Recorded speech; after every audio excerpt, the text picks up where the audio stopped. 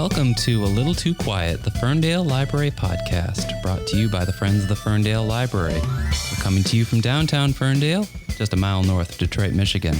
My name's Jeff Milo, and I'm here with my producer, Kelly Bennett.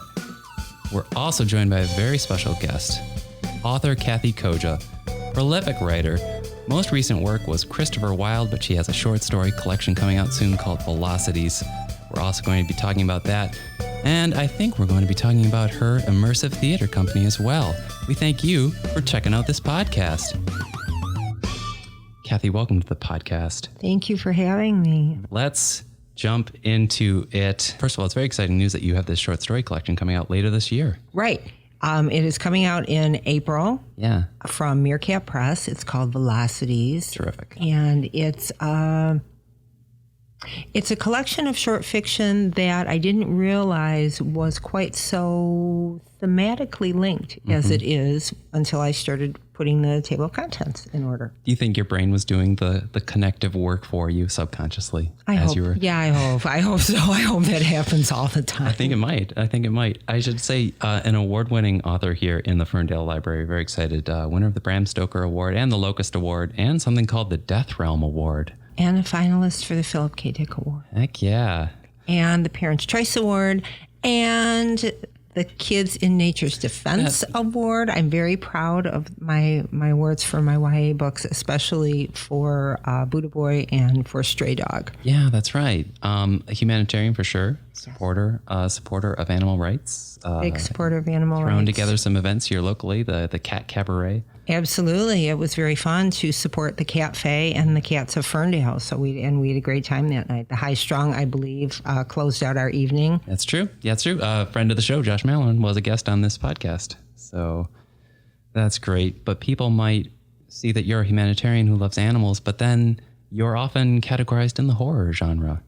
I am. Yeah. But it's mostly violence against people. Well, let's talk about that. I mean, you won the Bram Stoker Award, your breakout novel, Cypher. But let's go way back, to your formative moments, when you knew you loved writing, when you knew it would become your life. I know it is kind of a cliche to say this, but it is also true. I have been writing since I was about 4 years old. Oh, great. So once I understood that there were such things as books and you could read them, I started to write them. That's great. They were extremely short, but action-packed. So you just knew early. Yeah. The light bulb went on, so to speak. The light bulb went on. It's been on ever since. What about, do you remember, I guess, your first formative moment with a book then? Because if you were writing, that coincides right with your ability to start reading too. So, were there books in your childhood that really had an impact on you? There were, I grew up with a lot of books, and the book that I remember, and this is a library story too. I grew up on the east side. We love library stories on this podcast. In Roseville, and which is a little suburb. And the public library had two kinds of cards. You could have the grown-up card and you could have the kid card. Mm-hmm. And there was a book that I kept taking out from that library over and over and over again as a child called Tyke, the Little Mutt. Okay. And it's about Little Mutt. His name's Tyke. Aww. He's so great. And he has all these adventures. And, at the end, it looks like he's going to be kicked to the curb, but he's totally not. Spoiler alert, he's fine. But it's this great book. And I took it out so many times. And one day I went, and it was gone. Did they weed it from the collection? They weeded it from the collection. And I was crushed. All I know is horrible.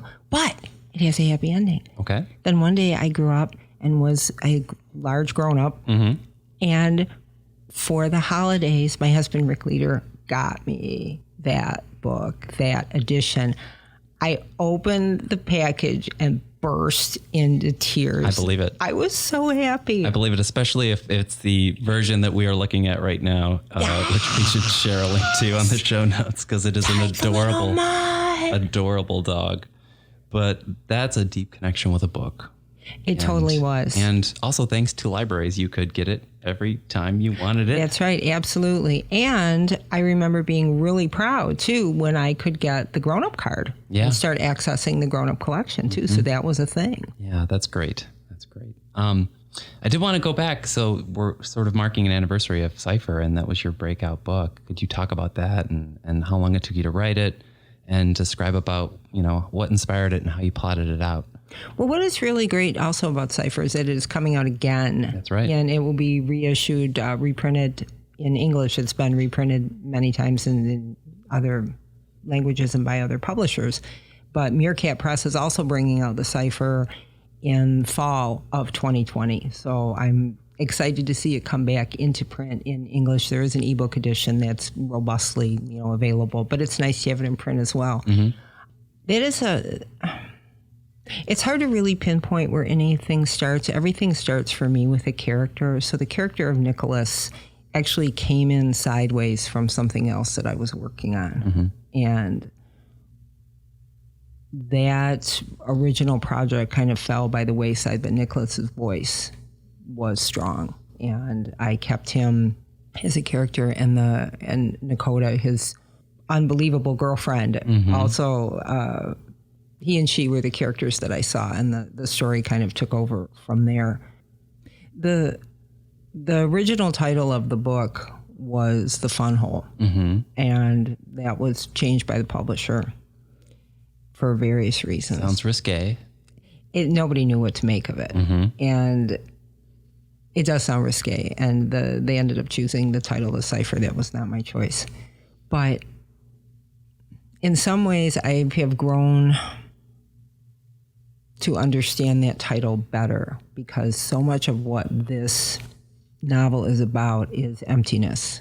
And the conceit is this couple finds what seems to be some kind of interdimensional black hole, mm-hmm. or some kind of hole in their crappy apartment building. Mm-hmm. And they start visiting it, and they start putting things in it to see what will happen.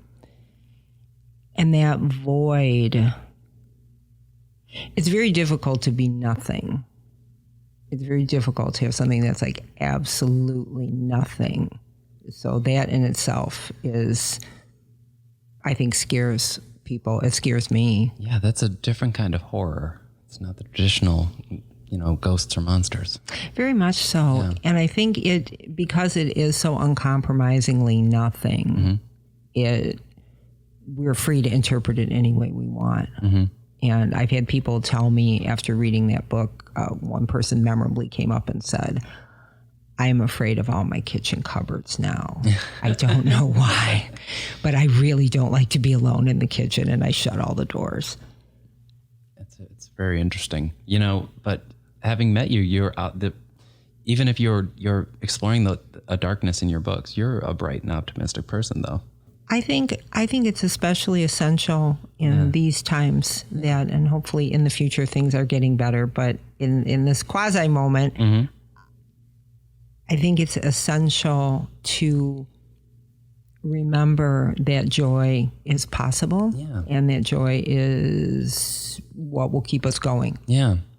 I do want to talk about the way in which you write and just your voice, which is so powerful. Just really quickly because I mentioned this earlier off mic, your characters, you don't seem to be afraid of ever creating a character or a protagonist who isn't perfect, who is flawed, who is struggling, who isn't someone who isn't a cipher that the reader can project themselves on. It's a character that this reader's going to have to take as is. They're pretty definite, and I think that is how we live. I mean, we meet people and people meet us, and we all are who we are. Yeah. And that's how the characters, I mean, it sounds so twee, they just present themselves to me. I can't do anything about it. But they just present themselves to me, and I can't do anything about it. I can continue to investigate and to excavate their personalities. Hopefully I'm doing that through the course of the book, but they are what they are. Yeah, right on. And so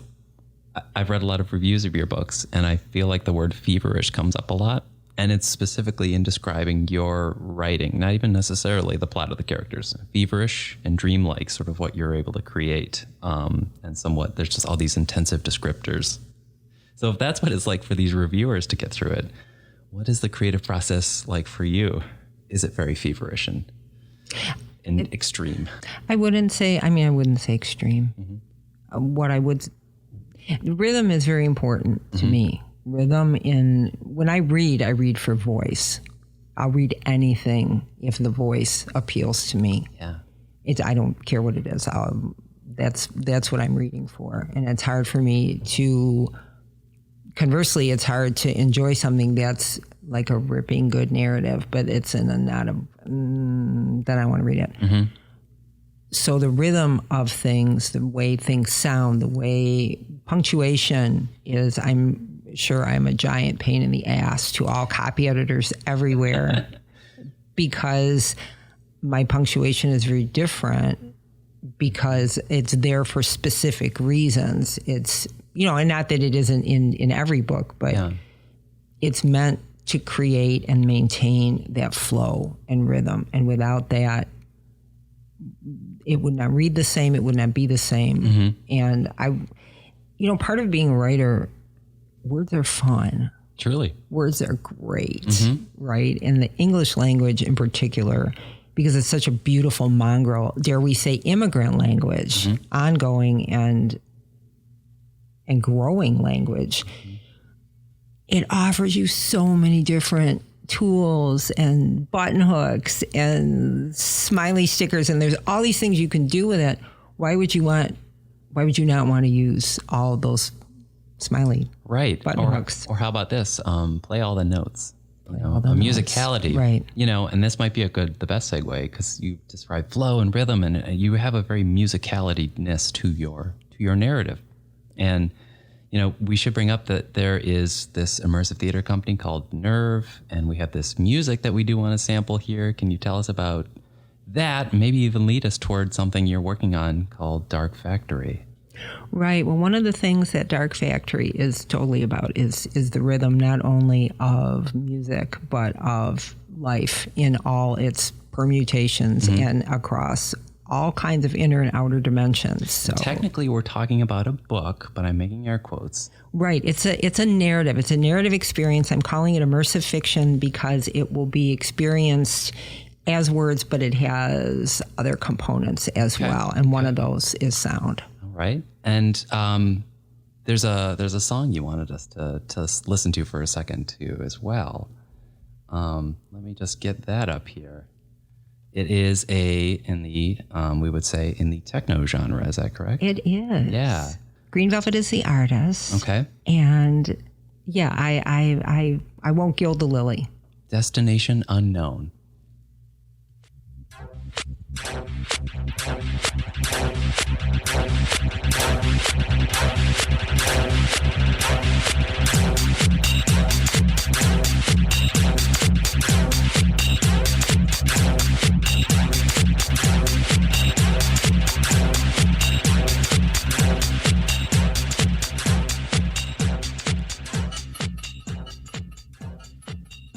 Just let that techno music play as we continue talking to Kathe Koja here.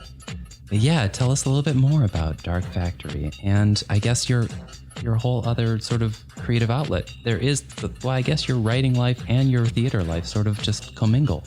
Yes, they are very much. One was quite an organic outgrowth of the other.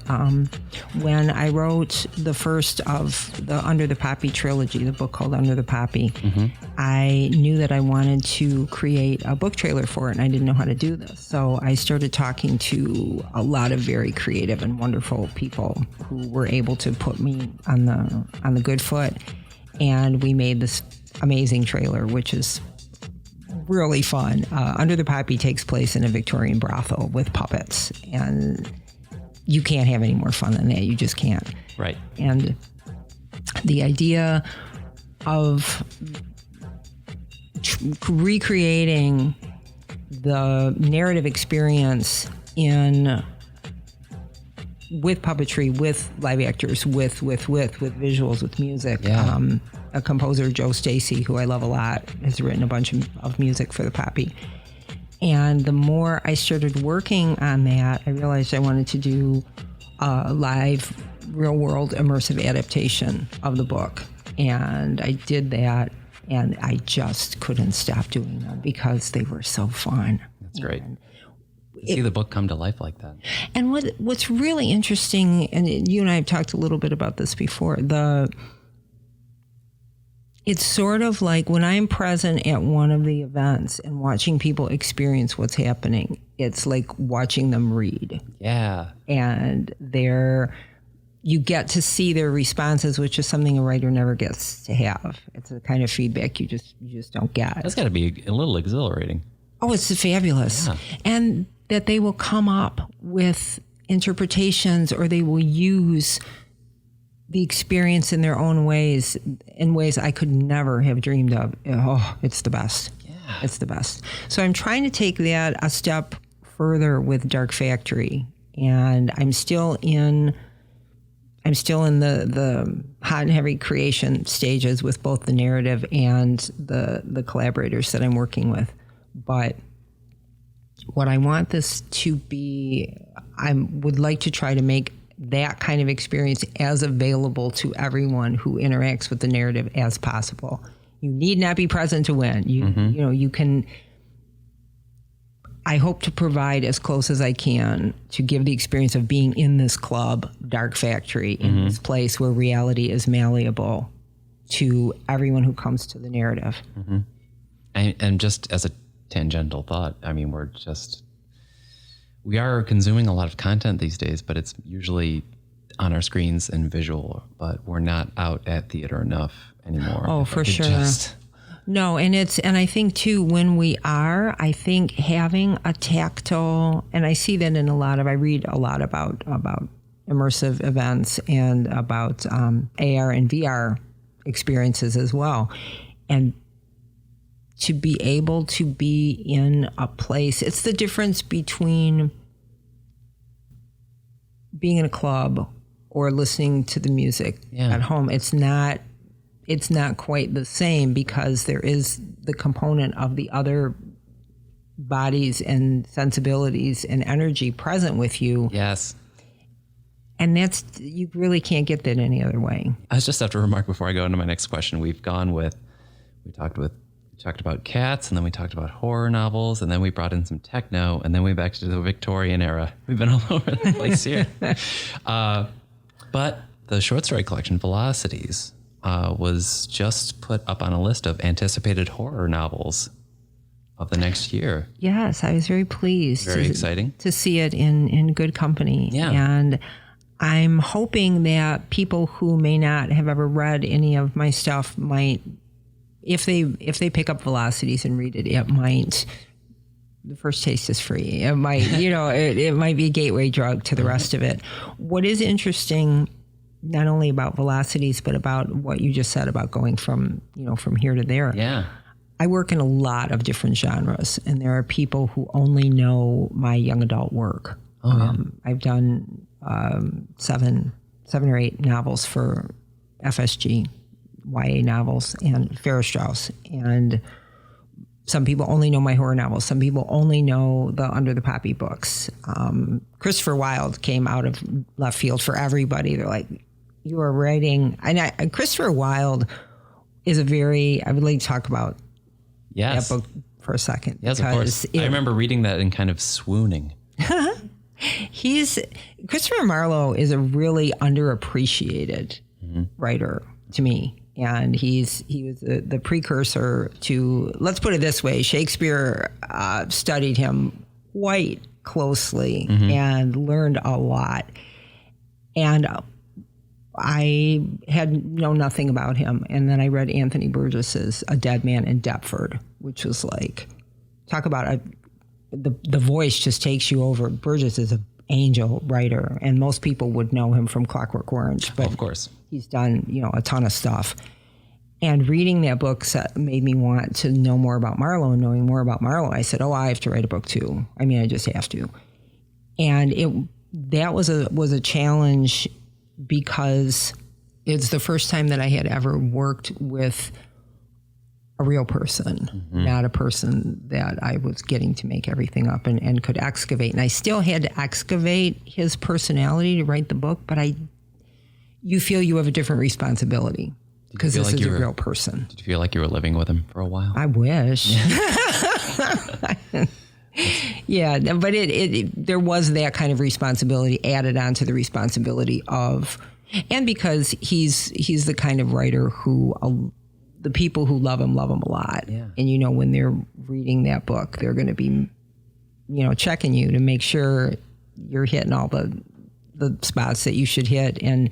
But it was a challenge, and I like to be challenged in everything that I do. Velocities was a different challenge. I have a lot of short fiction, and I had to really sit down and think, what do I want to include in this and why? Yeah. And I'd had a previous collection quite a while ago called Extremities, and that was easier to put together. This one was more of a challenge, and I really wanted that thematic through line for people. And I hope my brain did do that good work, and I hope it is there.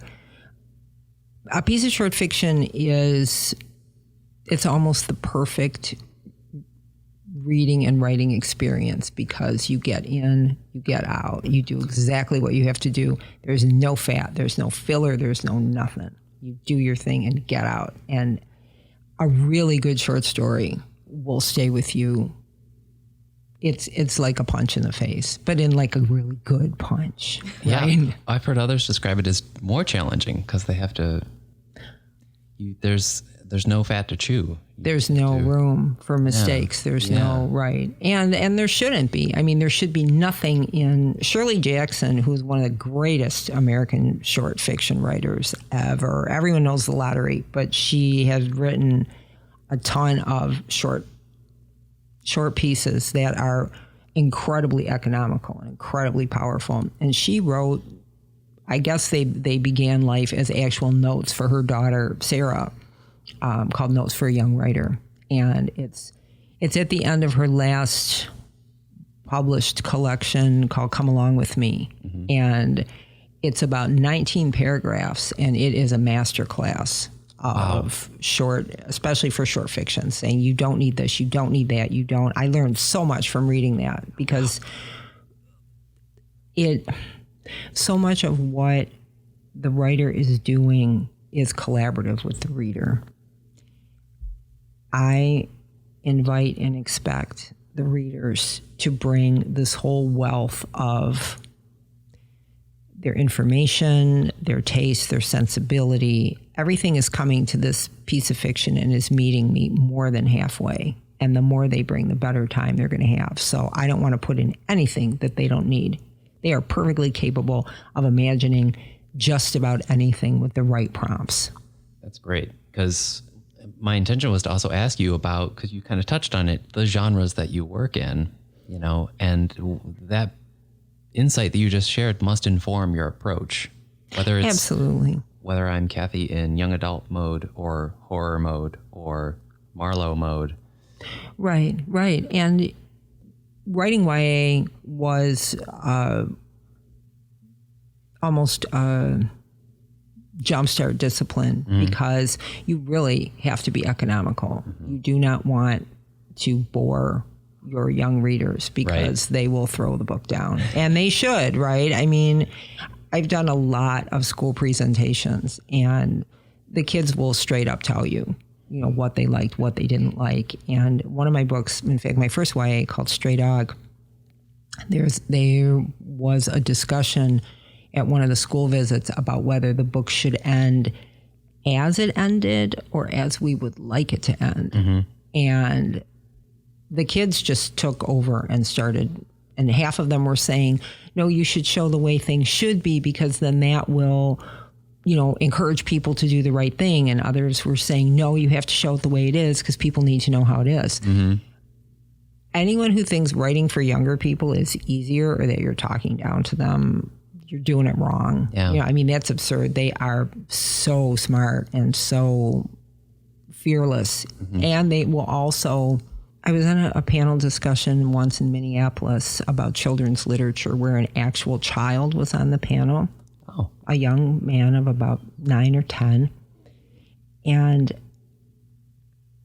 I don't even remember what the question was, but we all gave our answers. And he said, Well, I think all books that are published are good, because if they weren't good, someone wouldn't let them be published, right? Oh. Whoa, dead silence, right? Everyone's like, oh, wow, okay. Didn't think about that. Didn't think about that, and how to say this without, it's like, you're right. That's what it should be, right? But if you have a reader like that reading you, you had better bring your A+ game, right? Right. And genres at the end of the day, it's a construct. It's a category that's subjectively thrust upon whatever you do anyway. You can't think about what that is before you get started. This is me nodding energetically. Yeah. There is you can understand, because that's the first thing people that you ask about anything. Well, what is it like? Yeah. What is it like? So you can categorize it for yourself. Right. But it's in the end, it's a construct. And a lot of it is also about marketing, so things can be correctly presented to someone who might want to purchase them, which, I get it, that people need to know. And especially now when there's like this fire hose of information coming at us at all times, we need, although I do think now that because there is this fire hose of information, people's word of mouth, like a librarian, like a literature consumer, if a friend says to me, Kathe, read this book, I'm a whole lot more likely to read this book than if I get 50,000 emails saying, blah. You've talked about that as being the value of a library experience, of going to the reference desk and having the librarian literally take you and go, here, read, try this. Yeah. Because you already trust their curation, right? Yeah, there's like a bit of a golden ticket situation there. They're showing you a world that they think you're going to love, and you're primed, I guess. And even if it doesn't work out, like a bad blind date where you go, really, you thought I would? What would lead? What bad thoughts do you have about me that you would think I would enjoy this really horrible book? Right. Even then, it's interesting because there's still some connection going on, whether or not you made a connection with the book or not. That person did. And they thought you would like this horrible, horrible book. And then you can no longer be friends and everything's ruined. But it's good to know.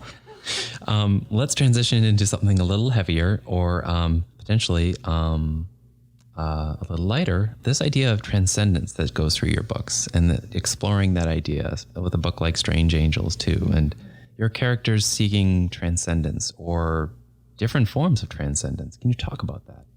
I think that's something that we're all doing all the time, maybe without naming it as such. I think we are all looking not necessarily to have more, but to be more. And if we're not, I think we kind of feel that. I think if people hear the word, they might think Buddhism, but you're not specifically saying one transcendence or another. No, and it has nothing to do, for me, with any kind of religious context. It's more about becoming more of what you are. It's like when you meet someone who calls something out in you that you didn't know was there, or you're tasked to do something and I don't know if I can do this, but you do it. Yeah. And you realize, not only did I do this, I'm really good at this. Yeah. Wow. Okay. Those are transcendent moments. It's like a phantom limb suddenly coming to life. Right. You're it's like, tangible now. I didn't even know I could do that. I didn't even know that I liked that. It's like being a child and, trying some food for the first time and going, oh, this is so good. Oh my God. How did I not know that peanut butter was great? But it is, until you transcend, until you cross whatever barrier was between you and it, you don't know. And it can work. I think Strange Angels is a good example. That is a book about a man who is seeking a kind of transcendence by inserting himself in the life of an artist who is psychologically challenged, and which is an enormously selfish and ruinous thing to do. And that's kind of a false transcendence when you're trying to use somebody else, right, to do the hard work for you, to piggyback that. I don't think anybody can do that. Thankfully, Right. But then going back to your creative process, that might not be a conscious thing either, where you're thinking a plot is coming to you and you're like, okay, but where's the transcendence factor? Materialize. Yeah, no. And I have a general idea of where things are going, except and actually, except with Dark Factory, I had the characters. I had a character that Ari, who I liked very much, and I knew that Ari was pivotal to the story, but that was really all that I knew. And a lot of Dark Factory was about transcending, seriously, the ways that I thought the book was going as opposed to the way it wanted to go, where the narrative was. And I should know better by now. I've been doing this for a while, but I really thought it was doing one thing and it was doing something else. Yeah. And so it took a while for me to get out of the way and let it come out, let it flow. You mentioned that you have been doing this for a while. Do you find that you have come to appreciate the whole arc of the process? Because you also mentioned off mic, you're in the editing realms now, and that can't be fun, but it's a whole arc from it comes in your brain, you write it, edit it, put it out. Do you enjoy it all, the ride? Or is there one aspect you like more than anything? Heck no. No, what made me appreciate it more was being a producer. Okay. And I produce and direct the live immersive experiences that I do.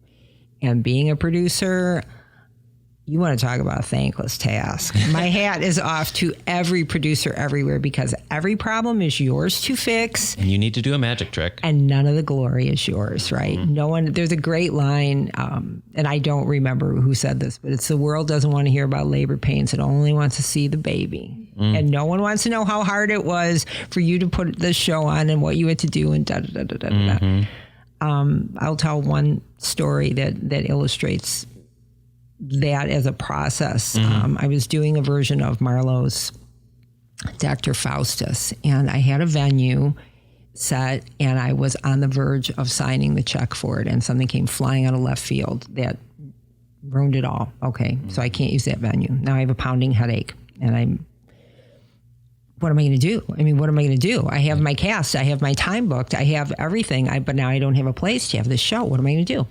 So one of the performers said to me, why don't you check out the Unitarian Church on Cass? They're really cool, and they have like an event space that maybe we could use. I said, all right. So I went to the Unitarian Church on Cass, and they showed me their event space, and it was nice, but it was nothing that I could use. I'm like, oh, wow, this is bad. Okay, well, thank you very much, and thanks. And it's a really beautiful sanctuary. And they're like, oh, we rent that too. Hey. I know, like, wait, I can... It's like, it's a devil play, right? They're like, oh, we're Unitarians. We don't care. So I did my devil play in a church, and it was fantastic. There could not have been a better venue. Mm-hmm. But because I was so fixated on the wrong thing, mm-hmm.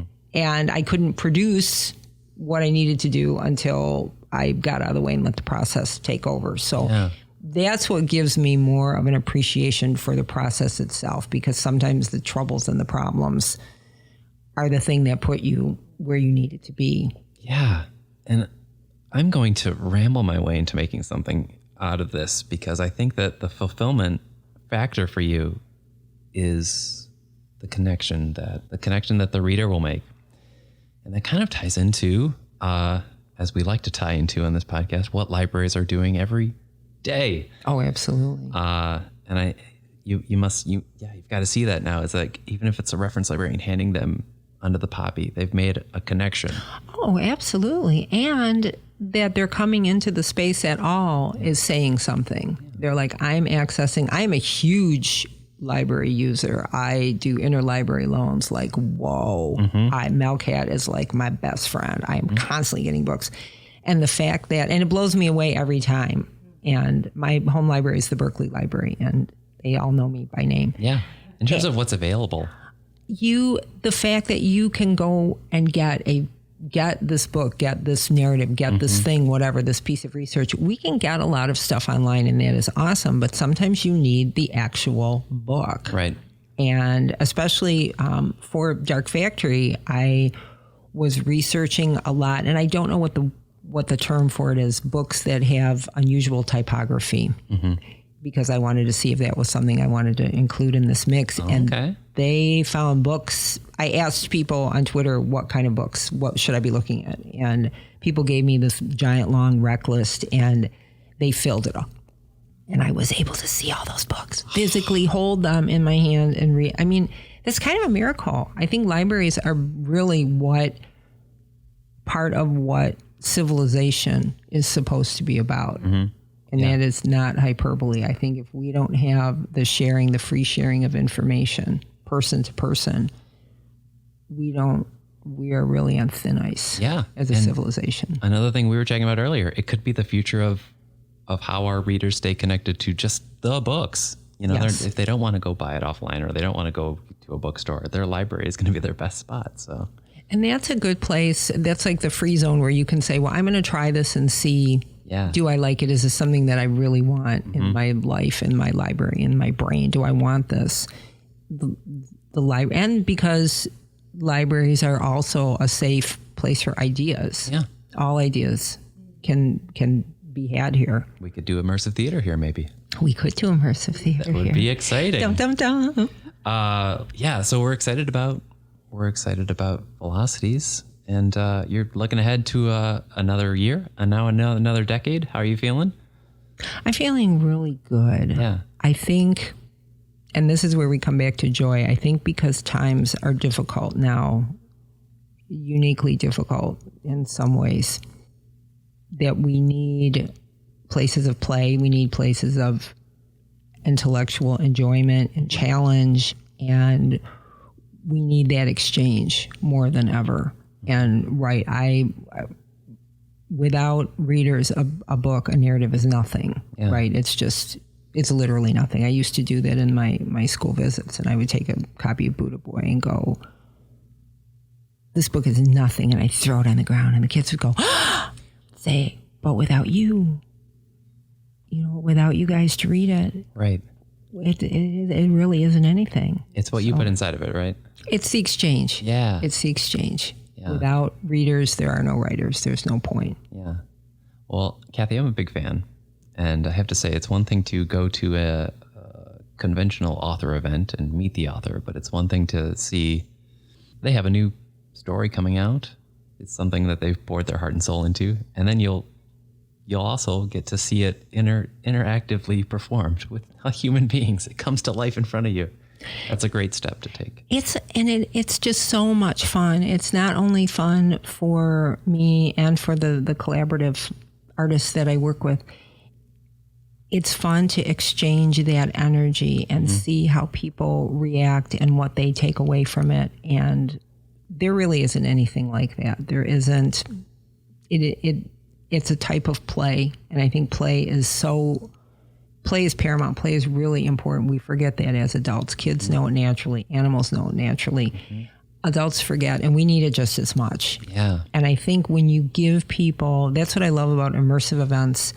When you give people permission to give themselves permission to play, you will see amazing things. Yes. Yeah. Let your guard down a little bit.